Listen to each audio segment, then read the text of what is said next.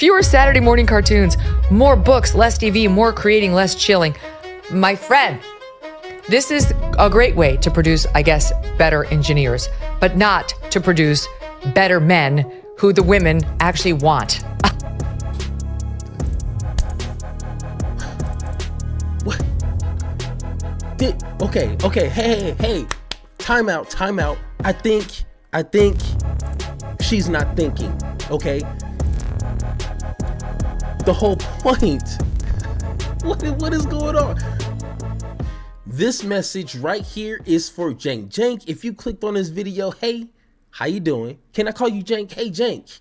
This video is for you because when I watched it and just heard, what's her name? I don't really care. I'm pretty sure we'll Megyn Kelly. Hey, that's that idiot's name. Megyn Kelly and Ben Shapiro having this conversation that if two individuals who were being honest and trying to figure out a solution to a complicated situation, the conversation will look 100% different. When you have individuals who are being disingenuous on purpose, that's going to skew the conversation for anybody. And once again, I'm always go to this quote because it is a beautiful quote. This is by Upton Sinclair. It says, "It is difficult to get a man to understand something when his salary depends on him not understanding it." Let that sink in for a little bit. 3, 2, 1. Okay, so you should understand and process and comprehend that some people are not going to agree with you, no matter how you phrase it, no matter how you package it, no matter where your heart is at. They are not going to agree with you because their salary depends on disagreeing with you. You know what I'm saying? And I would never tell someone to not talk to regular people, regular Trump supporters like Luke Beasley. You know what I'm saying? When he goes out to these Trump rallies or wherever he goes and he talks to regular people, that's fine. Throw some facts at him. But once again, you got to stand on business. So when you're having these conversations with these people, you're giving them actual protein, something that they can chew and think about. You know, just agreeing with them and like, you're not wrong and, you know, we can be friends and have a beer. That's not always the best approach to change somebody's mindset, not their feelings about the Democratic Party. You need to deconstruct all the misinformation, and that takes real information, truth, facts, statistics, data. But like I said, you know, this is a prime example of two, I would say, could be smart individuals if they were being honest. And they're going to talk about the Vivek tweet where he talked about, or well, I'll read it to you. He said, "A culture that celebrates the prom queen over the math Olympic champ or the jock over the valedictorian will not produce the best engineers." You have to agree with that. Like you can probably nitpick on some things, but the overall, if you've been in America for any time, you will understand, unfortunately, that's where our culture has shifted. Look at Trump. Has not a damn brain cell in that big ass head of his, but he's president over the United States. George Bush, he graduated high school, I believe with a C+ or C-, but he became president. Do we understand how we got things ass backwards? But these individuals here, I promise you, will not let you down and just destroy all hope for humanity. Universities that I missed while I was out was the intra-GOP fight over H-1 visas. H-1B visas, where we bring over immigrants and we allow them to work at a decent wage over here. a decent, be honest, they're getting ripped off. Once again, let's finish. Largely in tech, data processors and engineers who the tech industry has used prolifically, who Elon defends, Vivek defends, but people like Steve Bannon and our friend Batya Ungar-Sargon, who writes for Newsweek and is much more focused on the working class, has said they don't want, that we've had enough of this, that these are jobs Americans would take with proper training and so on. And here's the thing that stood out to me. Trump sided with Elon and Vivek, basically saying he's always been for these visas. First off, Trump hasn't always been for the visas in 2016. And what I was told, even in 2020, he was not for these visas. So once again, kind of a little weird how he flip-flopped. I mean, it's not weird because we know who pays the bills there. Vivek and damn sure Elon Musk. So of course, Trump is going to jump on the bandwagon, obviously. But okay, let's continue. Here's the thing that stood out to me.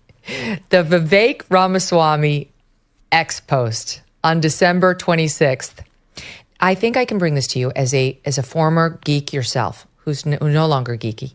But I mean, you were like the most brilliant person your whole life who was always crushing everybody in every class. I would love to get your take on Vivek's way into this controversy. Like, you can defend the visas, you can not defend the visas, but my friend Vivek, this is not the way. This is not the way. He drops the following. The reason top tech companies often hire foreign-born and first-generation engineers over Native Americans isn't because of an innate American IQ deficit, a lazy and wrong explanation. A key part of it comes down to the C word, culture. A culture that celebrates the prom queen over the math Olympia champ or the jock over the valedictorian will not produce the best engineers.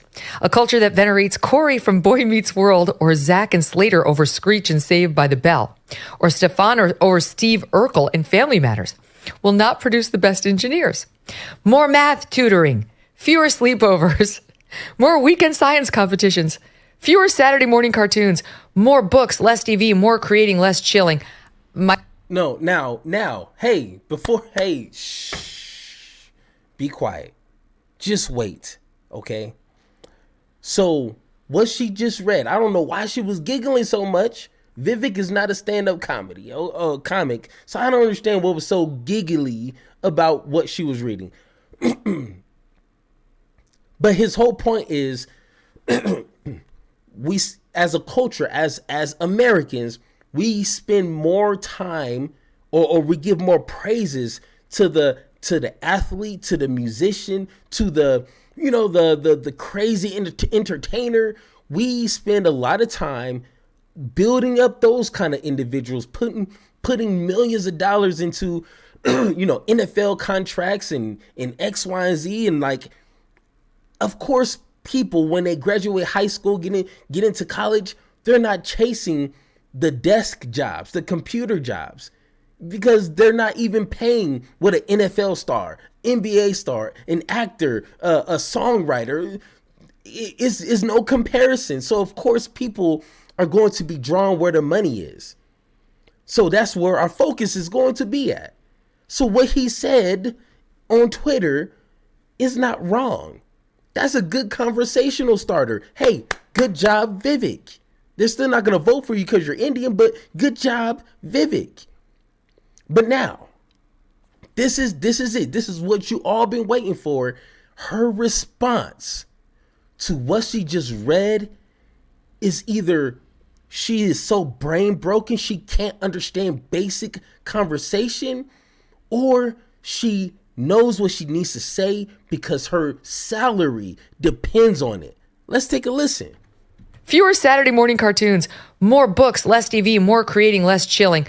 My friend, this is a great way to produce, I guess, better engineers, but not to produce better men who the women actually want. What? Okay, hey, time out. I think she's not thinking, okay? The whole point, what is going on? The whole point is for individuals to get the education they need to fill these important roles. So if you want Americans to fill these roles, we need to educate them to fill those positions properly. If not, they're going to outsource. But she said, hey, guys, I mean, you can be the engineer. I mean, okay, sure. But you're not going to get the girl.